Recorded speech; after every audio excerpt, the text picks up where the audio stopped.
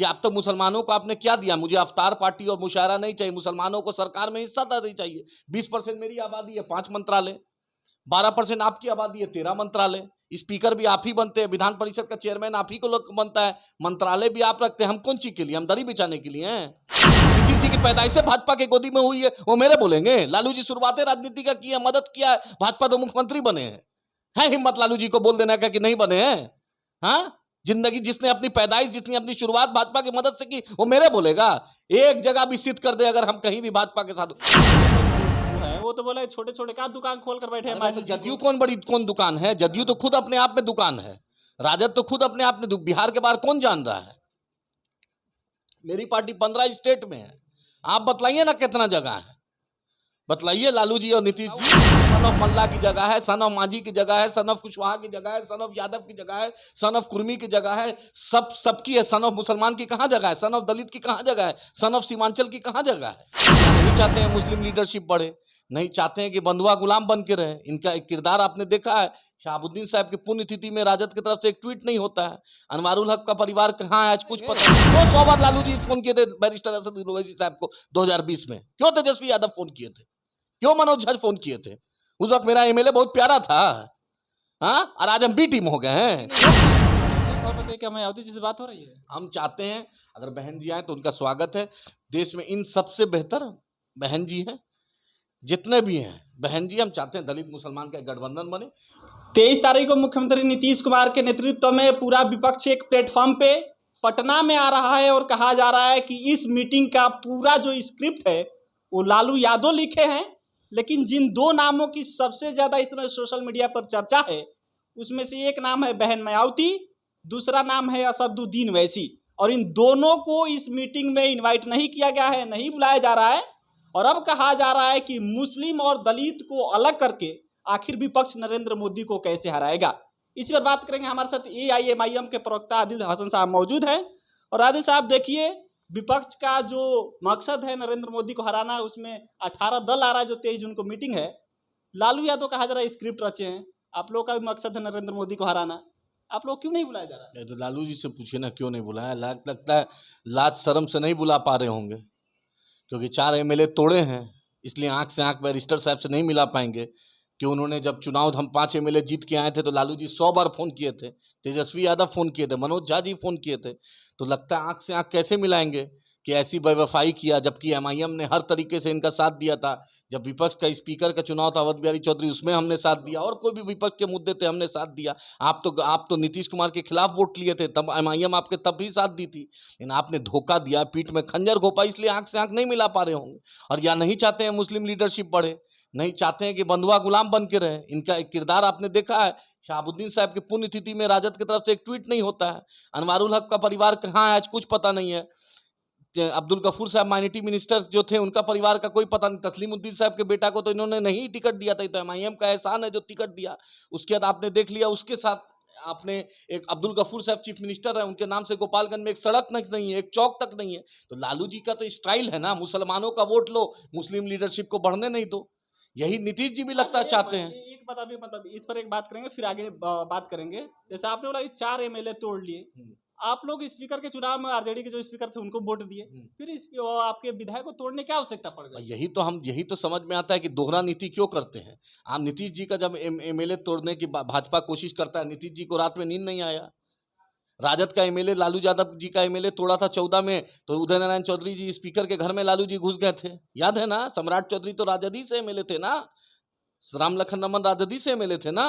तो उस वक्त लालू जी को बहुत बेचैन हो गए। कांग्रेस का एमएलए टूटता है कर्नाटका में, महाराष्ट्र में, मध्य प्रदेश में, तो कांग्रेस को रात में नींद नहीं आता। यहाँ एक क़यादत सीमांचल में खड़ी हुई थी, मुसलमानों की एक आवाज़ खड़ी हुई थी। इनको बहुत दिक्कत है कि मुसलमान की आवाज़ क्यों खड़ी हो जाए, सीमांचल की एक आवाज़ क्यों खड़ी हो जाए, सब इनका बंधुआ बन के रहेगा। हम तो सवाल करेंगे ना कि आप तो मुसलमानों को आपने क्या दिया, मुझे अफ्तार पार्टी और मुशायरा नहीं चाहिए, मुसलमानों को सरकार में हिस्सा नहीं चाहिए। 20% मेरी आबादी है, 5 मंत्रालय, 12% आपकी आबादी है, 13 मंत्रालय, स्पीकर भी आप ही बनते हैं, विधान परिषद का चेयरमैन आप ही को लोग बनता है, मंत्रालय भी आप रखते हैं। हम कौन चीज के लिए, हम दरी बिछाने के लिए हैं? हाँ, सिर्फ बीजेपी को हराने का जिम्मा मुसलमानों का है? सबका जिम्मेदारी है। संविधान को बचाने की सबकी जिम्मेदारी। हमने तो बाबा साहब अम्बेडकर को जिताया, उनका साथ दिया। इन्होंने बतलाई है कि आज तक लालू जी ने और नीतीश जी ने एक भी दलित को राज्यसभा नहीं भेजा। झारखंड में एक भी दलित मिनिस्टर नहीं है। अच्छा, मांझी के बेटे इस्तीफा दिए, संतोष मांझी, फिर उसके बाद से आरोप लगने लगा कि 23 जून को जो मीटिंग होने वाला है उसमें असदुद्दीन वैसी को तो बुलाए ही नहीं थे, मायावती को नहीं बुलाए थे, एक जो दलित नेता थे मांझी, इनको भी अलग कर दिए। बिना बिना दलित और मुस्लिम कॉम्बिनेशन कैसे आगे तो बढ़ेगा? बिहार की आवाम को, देश की आवाम को के सामने, उनके सामने रख रहे हैं कि बिना मुसलमानों के, बिना दलितों के, बिना आदिवासियों के, बिना वंचित समाज के आप कैसे बीजेपी से मुकाबला कर सकते हैं? और किसके साथ? नीतीश जी के अगल बगल कौन रह रहा है? संजय झा, बतलाइए ना कितना वोट दिला देंगे? ललन सिंह जी कितना वोट दिला देंगे? जो संजय झा वार्ड मेंबर चुनाव नहीं जीत सकते हैं, उनको आप चाहते हैं कि उनको आप नेता बनाना चाहते हैं। वो चार्टर्ड प्लेन से नीतीश जी घूम रहे हैं। वो चार्टर्ड प्लेन किसका है? वो बिहार का है। उसमें कोई मुसलमान नहीं है, उस चार्टर्ड प्लेन पे कोई दलित नहीं है, कोई आदिवासी नहीं है। और आप मुख्यमंत्री और प्रधानमंत्री बनने का सपना देखे हुए हैं। आप चाहते हैं मुसलमानों को हिस्सेदारी नहीं दे, दलितों को हिस्सेदारी नहीं दे, आदिवासियों को हिस्सेदारी नहीं दे, सब कुछ अपने ही मलाई खाएं। लालू जी चाहते हैं मेरा ही बेटा सीएम बन जाए, नीतीश जी चाहते हैं हम ही सीएम बन के रहें। और मुसलमान, दलित और आदिवासी क्या करेगा? इस बिरादरी को आप क्या संदेश देना चाहते हैं? तो जब अब ये कहिए कि मान लीजिए मायावती को अलग कर दिया गया, आप लोग को अलग कर दिया गया, मांझी भी अलग हो गए, तो क्या आप लोग एक प्लेटफॉर्म पे जो खबरें चल रही, इंटरनेट जो खबरें मिले सूत्रों के हवाले से कि मायावती जी से, आप लोग से, मांझी जी से बात हो रहा है कि आप लोग एक प्लेटफॉर्म हम पे तो आ चाहते रहे हैं, हम बहन जी को, हम लोग पहले भी 2020 का चुनाव भी बहन जी के साथ चुनाव लड़ा था। और देश में आज नेशनल पार्टी कांग्रेस कांग्रेस और भाजपा के बाद बहन जी की पार्टी है। अरे जदयू की क्या वजूद है बिहार के बाहर? जदयू तो बोल रहे हैं राजद का क्या वजूद है? जदयू के राष्ट्रीय अध्यक्ष जो है वो तो बोला छोटे छोटे का दुकान खोल कर बैठे हैं अरे मांझी तो जी जदयू को। कौन दुकान है? जदयू तो खुद अपने आप में दुकान है। राजद तो खुद अपने आप में बिहार के बाहर कौन जान रहा है? मेरी पार्टी 15 स्टेट में है। आप बतलाइए ना कितना जगह है, बतलाइए। लालू जी और नीतीश जी, इनका एमएलए नागालैंड में तोड़ लेता है तो बहुत नीतीश जी को बेचैनी होती है। अब मेरा एमएलए नीतीश जी तोड़वा दिए तो मेरे बेचैनी नहीं होगी? अच्छा, इंटरनल खबर बताइए, क्या मायावती जी से बात हो रही है? हम चाहते हैं अगर बहन जी आए तो उनका स्वागत है। देश में इन सबसे बेहतर बहन जी हैं, जितने भी हैं बहन जी। हम चाहते हैं दलित मुसलमान का एक गठबंधन बने और आदिवासी बिरादरी का, पिछड़ा वंचित सबका मिलके। इन लोग को अपने परिवार की चिंता है, अपनी चिंता है। हम चाहते हैं बिहार ही नहीं देश में नया विकल्प हो। एमआईएम उसका स्वागत करेगी। अगर बहन जी आए तो हम उनका इस्तकबाल के लिए तैयार हैं। मोदी कैसे आ रहे हैं? भाई मिल के हारेंगे। इनको बतलाइए ना मोदी कैसे हारेंगे? जो महबूबा मुफ्ती मोदी के साथ सरकार बनाई थी वो हराएंगी, जो फारूक अब्दुल्ला मोदी जी के साथ सरकार बनाए वो हराएंगी, जो ममता बनर्जी मोदी के साथ रहे वो हराएंगी, जो 17 साल नीतीश कुमार मोदी के बगिया में, भाजपा के बगिया में पले बड़े वो हराएंगे, जो एनसीपी 5 बजे सुबह में शपथ ली वो हराएगी। कि हम हराएंगे? माए बहन जी हराएगी, दलित मुसलमान वंचित हराएगा, मूल निवासी हराएगा, बहुजन समाज हराएगा। अरे तो कई आरजेडी मुस्लिम नेता है ना, कौन असदुद्दीन वैसी के बात पर तो सीधा वो लोग बोल देते हैं भाजपा के एजेंट। भाजपा के एजेंट हैं। लालू जी 1990 में सरकार किसके मदद से बनाए थे? वो 33 एमएलए भाजपा का किसको समर्थन दिया था? जिसकी पैदाइश भाजपा के मदद से हो, जिसका वजूद भाजपा के मदद से हो, वो मेरे बोलेगा। नीतीश जी की पैदाइश से भाजपा के गोदी में हुई है, वो मेरे बोलेंगे। लालू जी शुरुआतें राजनीति का की है, मदद किया है, भाजपा तो मुख्यमंत्री बने हैं। है हिम्मत लालू जी को बोल देना का कि नहीं बने हैं? हाँ, जिंदगी जिसने अपनी पैदाइश, जिसने अपनी शुरुआत भाजपा की मदद से की, वो मेरे बोलेगा। एक जगह भी सिद्ध कर दे अगर हम कहीं भी भाजपा के साथ हो। मेरे नेता बैरिस्टर असदुद्दीन ओवैसी साहब से ज्यादा कौन भाजपा के खिलाफ बोलता है? मोदी को कौन एक्सपोज करता है? गले मिलते हैं राहुल गांधी। मलाई खा डिप्टी चेयरमैन अभी भी राज्यसभा में जदयू का है। 33 एमएलए का समर्थन लेकर राजद सरकार बनाई थी पहली बार 90 में, लालू जी मुख्यमंत्री बने तो हमको बोलेंगे?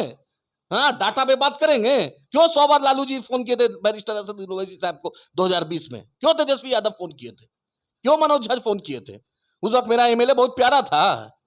हाँ, और आज हम बी टीम हो गए हैं। क्यों फोन किए थे स्पीकर के चुनाव में लालू जी कि दे दीजिए अख्तर साहब को? उस वक्त हम क्या थे? यूपीए और 1 और यूपीए 2 में जो हम सोनिया जी और राहुल जी और मनमोहन सिंह साहब के बगल में बैठते थे तो हम क्या थे? बैरिस्टर असदुद्दीन ओवैसी साहब। मुस्लिम वोटों से लगाव है तो एक मुस्लिम समाज से असदुद्दीन वैसे क्यों नहीं आ भाई रहे? ये तो पूछना पड़ेगा ना। मैं बिहार के मुसलमानों को, देश के मुसलमान से पूछना चाहता हूँ। आज सन ऑफ मल्ला की जगह है, सन ऑफ मांझी की जगह है, सन ऑफ कुशवाहा की जगह है, सन ऑफ यादव की जगह है, सन ऑफ कुर्मी की जगह है, सबकी है। सन ऑफ मुसलमान की कहाँ जगह है? सन ऑफ दलित की कहाँ जगह है? सन ऑफ सीमांचल की कहाँ जगह है? बतलाइए, आप फैसला लीजिए। आपकी मदरसा अजीजिया जल गया नीतीश जी, तेजस्वी यादव को फुर्सत नहीं हुआ जाने का। अरे तो उसके लिए मसीहा तो है ना आरजेडी वाले। भाई मसीहा कैसे हो जाएगा? हाँ, वो मेरा मसीहा हो जाएगा? मेरी मस्जिद में लालू जी नमाज पढ़ा पाएंगे कि मेरा इमाम खुद रहेगा? हाँ, अरे मेरी मस्जिद का इमामत मैं ना करूंगा? आप अपने घर का कीजिए इमामत। वोट किसको मिलता है इसका मिलता है तो 5 एमएलए, इनको पांचों तो एनडीए को हमारा क्या है? और वोट मिलता था ठीक है, जब एमआईएम नहीं आई थी नहीं जाई थी। आज मेरी क्या आदत आ गई? मेरे लीडर से ज्यादा कोई पढ़ा लिखा लीडर है? आज तक पूरे पूरे दामन में एक दाग नहीं है, उसका नाम बैरिस्टर असदुद्दीन ओवैसी साहब। अच्छा, तय तो इसी बेस पे होगा ना कि वोट परसेंट कितना आप लोग को मिल रहा है। लालू जी को कितना मिलता है झारखंड में? काहे चुनाव लड़ते हैं? लालू जी को कितना मिला था बंगाल में? काहे चुनाव लड़े थे? लालू जी को कितना उत्तर प्रदेश में मिला था, दिल्ली में मिला था? काहे लड़े थे चुनाव? काहे नीतीश जी कर्नाटक में चुनाव लड़े? काहे गुजरात में नीतीश जी चुनाव लड़े? काहे नागालैंड में नीतीश जी चुनाव लड़े? काहे झारखंड में नीतीश जी चुनाव लड़े? अरे जद्दोजहद, इलेक्शन कमीशन ऑफ इंडिया का रिकॉग्नाइज पार्टी है, मेरा अधिकार है, संविधान पे बाबा साहेब अम्बेडकर ने संविधान में वो ताकत दी है चुनाव लड़ने की। आज बैरिस्टर असदुद्दीन ओवैसी साहब से ज्यादा मजलूमों की कौन आवाज है? कौन आवाज है बताइए? अच्छा, आखिरी सवाल है, ये बताइए कि कब तक ऐलान हो सकता है? इंटरनल खबर बता दीजिए। ऐलान बैरिस्टर असदुद्दीन ओवैसी साहब करेंगे, बात चल रही जो है? भी करेंगे बैरिस्टर साहब करेंगे। बात चल रही है? बात चल रही है, कहां तक पहुंची, क्या पहुंची, फैसला आपको सबसे पहले आमंत्रित किया जाएगा, आपको जरूर बताएंगे। लेकिन ये बिहार के लोगों से पूछना चाहता हूं, और खासकर बिहार के लोग से पूछना, 40 एमपी वाला बिहार मजदूरी कर रहा है 26 एमपी वाले गुजरात के फैक्ट्रियों में। बिहार के लोगों को समझ में नहीं आता है। 2014 में भी थोक भर के भाजपा को वोट दिया, 2019 में भी 39 एमपी भाजपा को दिया, और फैक्ट्री का मालिक गुजरात और मजदूर बिहार, 40 एमपी वाला मजदूर बना हुआ है। और बार बार मोदी मोदी बतलाइए ना, 15 लाख आ गया, बतलाइए दाऊद इब्राहिम आ गया, 56 इंच का चीना चाइना में नहीं दिख रहा है, 2 करोड़ रोजगार मिल गया, महंगाई से मार हो ठीक हो गई, गैस सिलेंडर 200 रुपए में हो गया। बताइए आप, देश की हालत है। सोशल मीडिया पर एक चीज देखे कि मुस्लिमों के मसीहा कई बनते हैं, लेकिन उत्तराखंड में जो पलायन हो रहा है उसमें केवल असदुद्दीन ओवैसी बात बोलिए, नहीं है। मुसलमानों के मुद्दे पे कहां कोई बोला सिवाय बैरिस्टर असदुद्दीन ओवैसी साहब के, एमआईएम के? मेरा प्रदेश अध्यक्ष काजमी साहब ने डीजीपी को लिखा, उसके बाद कांग्रेस की नींद टूटती है। बजरंग दल पे बैन की बात कांग्रेस करती है कर्नाटक में, तो क्यों नहीं राजस्थान में कर दी? छत्तीसगढ़ में क्यों नहीं की? मोनू मनेसर को क्यों नहीं गिरफ्तारी हुआ? जुनैद नसीर को जिंदा क्यों जला दिया गया? कहां अशोक गहलोत? क्या सरकार कर रही है? किसी दूसरे को 50 लाख कंपनसेशन, मेरे को 5 लाख कंपनसेशन, यही इंसाफ है? प्रियंका गांधी बिल्किस बानो के नहीं जा सकती हैं, राहुल गांधी नहीं जा सकते हैं, जकिया जाफरी के राहुल गांधी, प्रियंका गांधी नहीं जा सकती है? मुसलमानों के मुद्दे पर बोलने पर इनको नानी मरती है। चलिए, तो ये आदिल हसन साहब हैं एमआईएम के प्रवक्ता, और इन्होंने कई आरोप लगाए। जो सबसे बड़ी बात यह है कि आरजेडी की तरफ से, या यूं कह ले जो सेकुलर पार्टियां हैं, उनकी तरफ से लगातार आरोप लगता है कि असदुद्दीन ओवैसी एमआईएम भाजपा की बी टीम है। इन्होंने बड़े बड़े ही आसानी से खारिज कर दिए, चैलेंज भी दिए कि आप लोग का इतिहास रहा है, भाजपा के से उत्पत्ति हुई है, भाजपा की गोद में आप लोग राजनीति करना सीखे हैं, बाकी इस पर अपना राय दीजिएगा। इन्होंने सबसे बड़ा एक जो चीज़ खुलासा किया कि मांझी जी, मायावती जी से बातचीत चल रही है, जो भी इसका अनाउंस होगा असदुद्दीन ओवैसी करेंगे, और जब ऐलान होगा तो हम आप तक जरूर खबर लेकर आएंगे। फिलहाल इस वीडियो में इतना ही। मेरा नाम सिकंदर लिए, बिहार में से देख रहे थे। बहुत बहुत धन्यवाद।